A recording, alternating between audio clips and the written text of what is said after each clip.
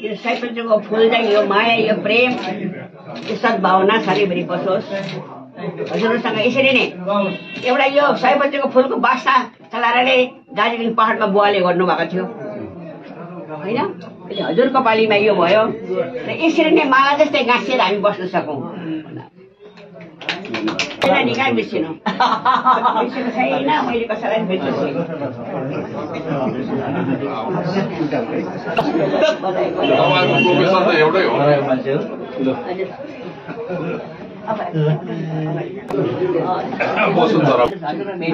खुसी लाग्यो। हजुर हजुर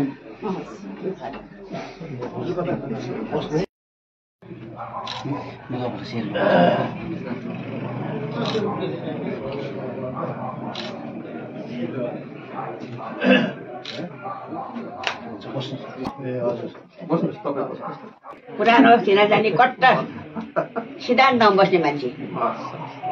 सिद्धान्त बधाई छ, बाबाको याद आयो। बापले बापले बापले बहिनी कस्तो हुनुहुन्छ? त्यही त बहुत पुरानो। हजुर हजुर बस्नुहोस् न, पार्टीको स्पोक्स पर्सन छ। हजुर फोटोग्राफर बहिनी बस्नुहोस् न।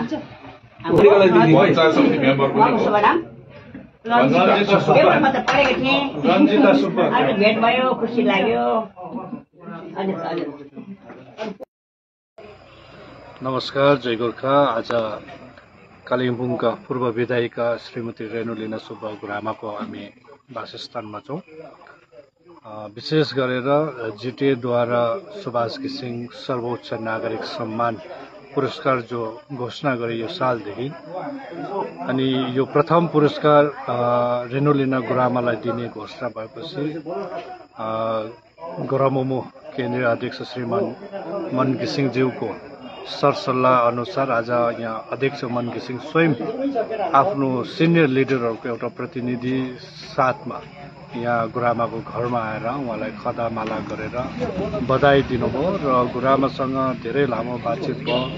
उहाँहरूसँग आपा सुभाष घिसिङज्यूसँग उहाँको कस्तो सम्बन्ध थियो, कस्तो एउटा रिलेसन थियो, पोलिटिकल्ली नन पोलिटिकल्ली, यो विषयहरूमा आज धेरै लामो चर्चा परिचर्चा भयो र गुरुआमाको जति पनि हामी सदस्यहरू, हामी सिनियर नेतृत्वहरू जति पनि आउन सक्यौँ र आज आएर गुरुआमालाई भेटेर ती अतीतको गुरुआमाको जुन रिलेसन सुभाष घिसिङज्यूसँग जुन राजनीतिक सम्बन्ध, एउटा गोर्खे चेलीको जुन सम्बन्ध, त्यो कुराहरू आज साझा गर्नु पाउँदाखेरि धेरै खुसी लाग्यो। र विशेष गरेर अध्यक्ष मन घिसिङले उहाँलाई भेटेर बधाई दिनुभयो, साथै उहाँकोबाट आशीर्वाद लिनुभयो, जेएनडब्ल्यूबाट पनि, जेएनवाइएफबाट पनि, अनि कालिम्पोङको हाम्रो विशेष सेन्ट्रल नेतृत्वहरू र सबैजना आएर हामी उहाँलाई यही शुभकामना दिन चाहन्छौँ। उहाँको दीर्घायु सुस्वास्थ्यको कामनाको साथ सुभाष घिसिङ स्मृतिमा जो उहाँलाई पुरस्कार दिँदैछ